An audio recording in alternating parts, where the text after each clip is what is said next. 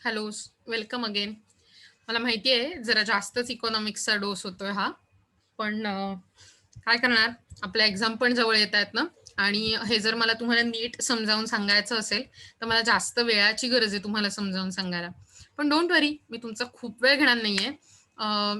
वैभवी मला सांगू शकतेस, की तुमचं पुढचं लेक्चर कोणतं असतं?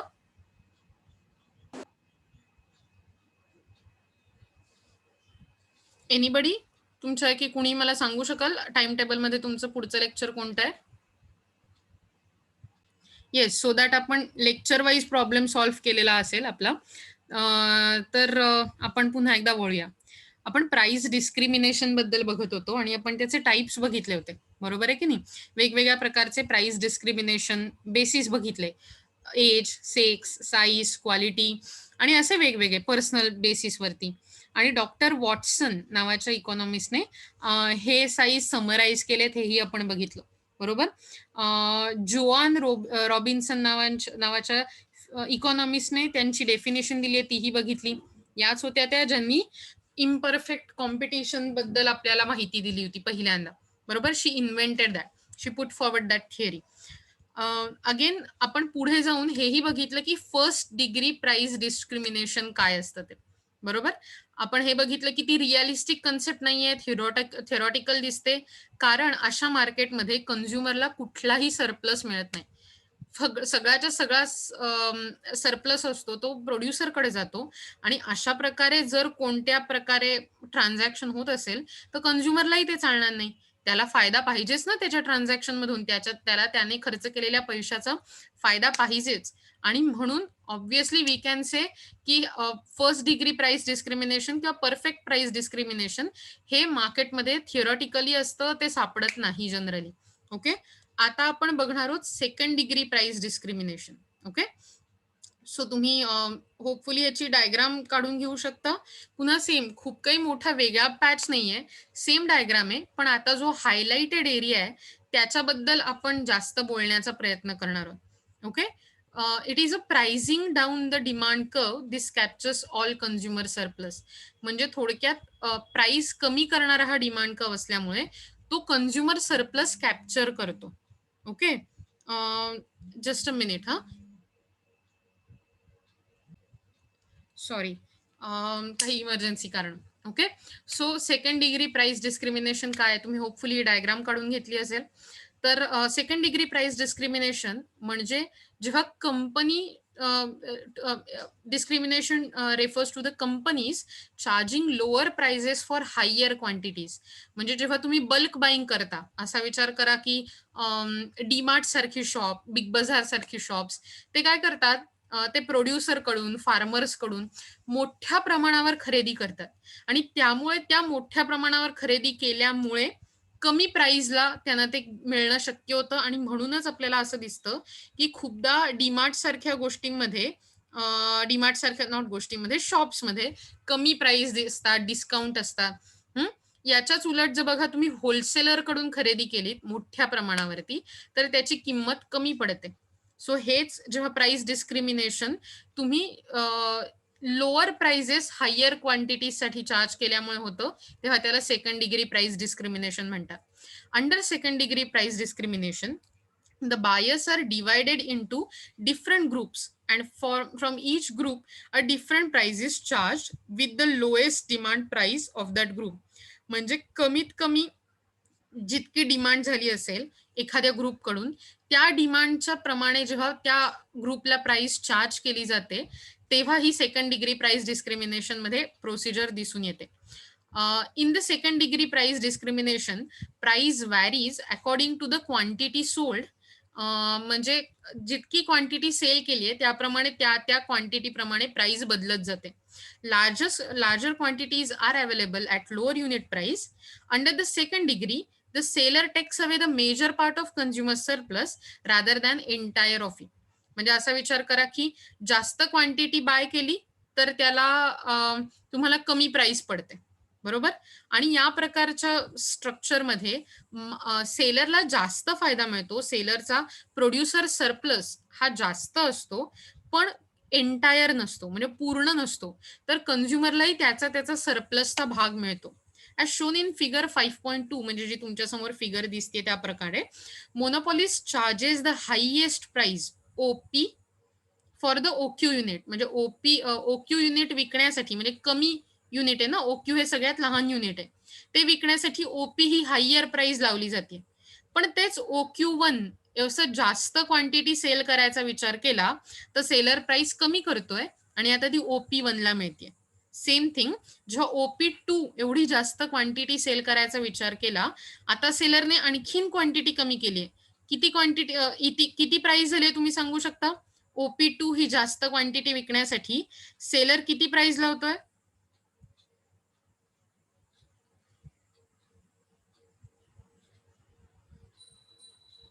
ओपी टू ही प्राइस लावतोय. म्हणजे तुम्ही असा लक्षात घ्या असा विचार करा, की जास्तीत जास्त फायदा मिळवण्याच्या उद्देशाने जर कोणी जास्त खरेदी केली तर त्याला कमी प्राइसमध्ये दिलं जातं. So we can say that एक सेकंड हां. सो आपण असं म्हणू शकतो, की monopolist charges highest price OP for OQ units and lower price for OP one for next OQ1 units and the lowest price OP2 for the next OQ2 units. म्हणजे असा विचार करा की जेव्हा थोडं थोडं पुढे आपण चार्ज करायला लागलो तर Q आणि Q1 ह्यातला फरक एवढ्या कमोडिटीज मधला जो फरक आहे तो P1 प्राइसला मिळणार आहे. ओके. Q1 Q2 या दोन क्वांटिटीज मधला जो फरक आहे तेवढ्या कमोडिटीज या P2 प्राइसला मिळणार आहेत. म्हणजे तुम्ही जितकं जास्त बाय करत जाल तितकी तितकी तुमच्यासाठी प्राइस कमी होत जाणार आहे. The consumer enjoys the limited consumer surplus shown in the shaded area. म्हणजे कन्झ्युमरचा सरप्लस किंवा कन्झ्युमरला मिळणारा फायदा तुम्हाला कसा दिसतो? तर पहिल्यांदा तो प्राइस आणि डिमांड कर्व यांच्यामधला जो पार्ट असतो तो कन्झ्युमर सरप्लसचा असतो आणि त्यामुळे पहिल्यांदा पहिला ट्रायंगल, मग दुसरा, मग तिसरा हे जे शेडेड दिसत आहेत ते त्या त्या प्राइसच्या खालचे जे ट्रायंगल शेडेड आहे ते कन्झ्युमर सरप्लस असतात. The total revenue received by the monopolist is the sum of 3 rectangles. म्हणजे मोनोपॉलिस्टला किती रेव्हेन्यू किंवा किती इन्कम मिळणार आहे तर ते 3 रेक्टँगलची सम असणार आहे. आणि हे रेक्टँगल कोणते आहेत? तर ते असणार आहेत हा पहिला ओ पी ए क्यू वाला. ओके. सो हा पहिला जो रेक्टँगल आहे तो ओ पी ए क्यू. त्याच्यानंतर त्याच्या पुढचा रेक्टँगल म्हणजे Q sorry O P one B Q one. म्हणजे थोडक्यात हा रेक्टँगल अख्खा. थोडक्यात सांगायचं झालं तर हा पुढचा पॅच आणि त्याच्यानंतर O P two C Q two हा. सो हे जे 3 एरिया दिसतात आपल्याला 3 रेक्टँगल म्हणू शकतो आपण. तर तेवढा फायदा हा मोनोपॉलिसला होणार आहे. फायदा म्हणण्यापेक्षा तेवढं इन्कम मोनोपॉलिसला मिळणार आहे. This type of price discrimination is only occurs when the firm is trying to sorry एक second technical glitches, that's what they call it. This type of price discrimination occurs when a firm is trying to sell off any excess capacity it has remained at the lower price than the normal published pricing. So असा विचार करा की शेवटच्या राहिलेल्या seats plain मधल्या किंवा आपण म्हणतो ना स्टॉक क्लिअरिंग सेल्स असतात. म्हणजे तुम्ही जर ऐकलं असेल तर LG या कंपनीने आता स्मार्टफोन विकायचे किंवा तयार करायचे बंद केलेत. पण त्यांच्याकडे आत्ता काही युनिट्स उरलेली असणारच आहेत ना, तर त्या युनिट्सची प्राइस अगदी कमी करून मार्केटमध्ये विकली जाते. आता इथेच एक्झाम्पल काय दिलंय बघा. Airlines and hotel industries where spare seats and rooms are sold at the last minute at the greatly reduced price. किंवा अगदी सोपं उदाहरण, संध्याकाळच्या वेळात जेव्हा भाजी विकणाऱ्या त्या मावशा बसलेल्या असतात किंवा काका बसलेले असतात, तेव्हा आपण त्यांच्याकडे घ्यायला गेलो ते वाइंड अप करतात म्हणजे उठतायत, दुकान बंद करतात. तर त्यांच्याकडे उरलेली भाजी घ्यायला जर आपण गेलो तर ते कमी किमतीत भाजी देतात. थोडी कदाचित दिवसभराने मलूल झालेली असते भाजी, पण किंमत कमी होते. सो ह्याला म्हणतात second degree price discrimination. Okay. Hopefully तुमच्या लक्षात येत आहे. मला माहितीये तुम्ही कम्प्लिटली झोपूही शकलेला असेल, पण तुम्हालाही माहितीये की हे सगळं तुमच्या लक्षात येणं गरजेचं आहे. Okay. Let's see third degree price discrimination. पुन्हा एकदा तुम्हाला डायग्राम काढून घ्यायचे. एक्स ऍक्सिसवर क्वांटिटी, वाय ऍक्सिसवर price, D D D D हा तुमचा डिमांड कर्व आहे. This is the most frequently found of the price discrimination. म्हणजे थर्ड डिग्री प्राइस डिस्क्रिमिनेशन हे जे आहे ते जास्तीत जास्त मार्केटमध्ये दिसून येतं. Third degree price discrimination involves charging different prices for the same product in a different segments of the market. म्हणजे different consumers are charge different prices for same commodity. At the same time whatever be the quantity purchased by the each of them in the market. म्हणजे क्वांटिटीवर अवलंबून न राहता कन्झ्युमरला वेगवेगळ्या प्रकारच्या price दिल्या जातात. The railway divide all passengers into two categories. Higher fare is charge for the passengers travelling in a first class, whereas lower fare is charge to travel in a second class. So second क्लासचं तिकीट हे कमी किमतीत मिळतं रेल्वेत, first क्लासचं जास्त मिळतं. आणखीन सेकंड क्लास एसी हे फर्स्ट क्लास पेक्षा विदाऊट एसी पेक्षा जास्त असतं आणि फर्स्ट क्लास एसी हे तर सगळ्यात जास्त तिकीट असतं. ओके. सो म्हणजे थोडक्यात जर तुम्ही विचार केलात तर किती तिकीटं बाय करताय याच्यावर काही अवलंबून नसतं क्वांटिटीवर, पण मार्केटमध्ये तुम्ही कोणत्या क्वालिटीची गोष्ट खर्च करताय किंवा घेताय याच्यावर थर्ड डिग्री प्राइस डिस्क्रिमिनेशन अवलंबून असतं.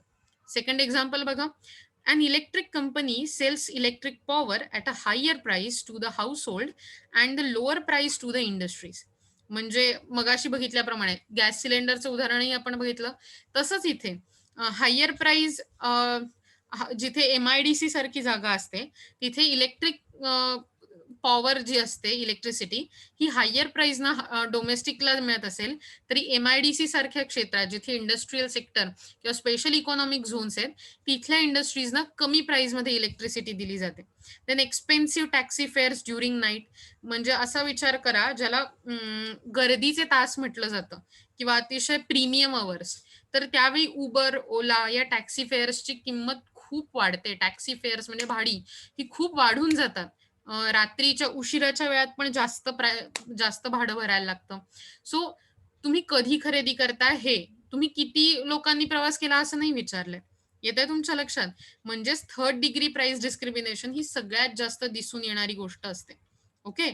असा विचार करा, की तुम्ही जेव्हा फिगरमध्ये बघताय, if the monopoly sell OQ units at the price OP, म्हणजे जास्ती युनिट्स ही कमी प्राइसला विकली गेली आहेत मगाशी म्हटल्याप्रमाणे. Then the monopoly's total revenue is OQCP. हा रेक्टँगल दिसतोय तो. ओके. मला माहिती आहे तुम्ही कदाचित ह्याला कंटाळा करणार आहात समजून घ्यायला, पण प्लीज हे समजून घ्या. जर समजा OQ इतकी युनिट्स OP इतक्या प्राइसला मोनोपॉलिसने विकली, तर हा जो रेड रेक्टँगल दिसतोय OQCP हा असतो त्याचा मिळणारा रेव्हेन्यू. आणि कन्झ्युमरला किती सरप्लस मिळणार आहे, तर याच्या खाली कन्झ्युमरला जस्ट अ मिनिट. ओके. कन्झ्युमरला मिळणारा सरप्लस हा डिमांड कर्वच्या खालची आणि प्राइसच्या वरची जागा असते. म्हणजे थोडक्यात PDC हा अख्खा ट्रायंगल हा तेव्हा कन्झ्युमरचा सरप्लस असणार आहे. ओके. पण जेव्हा कन्झ्युमरने OQ क्वांटिटी सेल करायची ठरवली, ओके, तर OQ क्वांटिटी सेल करताना त्याची प्राइस वाढणार आहे कारण कमी क्वांटिटी सेल करणार आहे तो. म्हणजेच OP1 अशी प्राइस करणार आहे. म्हणजेच आता त्याचा रेव्हेन्यू झालाय OQ1AP1 हा रेक्टँगल म्हणजे पर्पल दिसणारा रेक्टँगल. ओके. आपोआपच आता ही P1 ही प्राइस लेवल आहे. बरोबर. म्हणजेच कन्झ्युमरचा सरप्लस असणार आहे P1DA. येतंय लक्षात? म्हणजेच आपण असं म्हणू शकतो, की सेलरचा टोटल रेव्हेन्यू मी कसा काढू शकेन, टोटल इन्कम. तर हा पहिला रेडवाला रेक्टँगल OPCQ1 आणि सो हे बघा त्यांनी सांगितल्याप्रमाणे, की OQ1AP1 म्हणजे हा OQ1AP1 आणि Q1 ओके. त्यांनी थोडीशी गडबड केली. Q1QCB म्हणजे थोडक्यात हे 3 रेक्टँगल, एक किंवा आपण स्क्वेअरही म्हणू शकतो बाय द वे इथे. 1, 2 आणि 3 हे जे 3 पार्ट दिसतायत ना, हे 3 पार्ट असणार आहेत सेलरच्या रेव्हेन्यूचे. वेअर ॲज आपण असं म्हणू शकतो, की हे जे छोटे-छोटे रेक्टँगल दिसतायत ना, हा पॅच, ओके. त्याच्यानंतर हा पॅच असणार आहे कन्झ्युमर सरप्लसचा, CS म्हणजे थोडक्यात कन्झ्युमरला मिळणाऱ्या फायद्याचा. येतंय लक्षात तुमच्या? It is clear that with the increase त्यांनी हेही सांगितलंय की OQ1AP1 plus Q1QCB is equal to OQCP plus PBAP1 which is very logical. आपण फक्त 1+2+3 करून सांगतोय. It is clear that with the increase in the total revenue the monopolist has manage to take away part PBAP1. म्हणजे थोडक्यात कंझ्युमरने म्हणजे जसा revenue वाढतोय मोनोपॉलिस्टचा, त्याने AP1 हा जो पॅच होता, जो पूर्वी जुन्या कंझ्युमर सरप्लस मध्ये ऍड होत होता, जेव्हा OQ क्वांटिटी सेल केली जात होती OP प्राइसला, तेव्हा हा PBAP1 म्हणजे एक असलेला स्क्वेअर हा कंझ्युमर सरप्लसचाच भाग होता. पण आता जेव्हा कमी क्वांटिटी जास्त प्राइसला सेल करायला लागली OQ1 क्वांटिटी OP1ला, तेव्हा प्राइस लेवल वाढली आणि त्यामुळे तो कंझ्युमर सरप्लस किंवा जो फायदा आहे कंझ्युमरचा फायदा, तो खेचून घेतला सेलरने त्याच्याकडे. आणि म्हणून आपण म्हणू शकतो की अशा प्रकारे मोनोपॉलिस्ट त्याचा फायदा वाढवतो कमी किमतीला जास्त वस्तू विकून किंवा कमी क्वांटिटी जास्त प्राइसला विकून, जी थर्ड डिग्री प्राइस डिस्क्रिमिनेशनचा पार्ट असतं. सो मला माहितीये आपण ऑलरेडी खूप वर्कलोड घेतलाय आजच्या दिवशी, सो आज आपण इथेच थांबूया. पण थांबण्याआधी मला तुम्हाला हे सांगायचंय की प्राइस डिस्क्रिमिनेशन कसं पॉसिबल असतं आणि कसं प्रॉफिटेबल असतं हे आपण उद्या बघायचा प्रयत्न करू. ओके.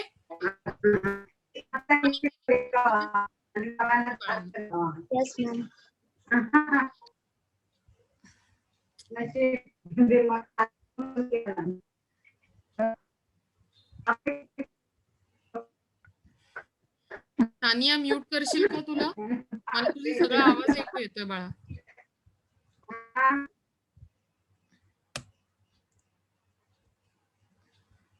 Mute yourself. ओके.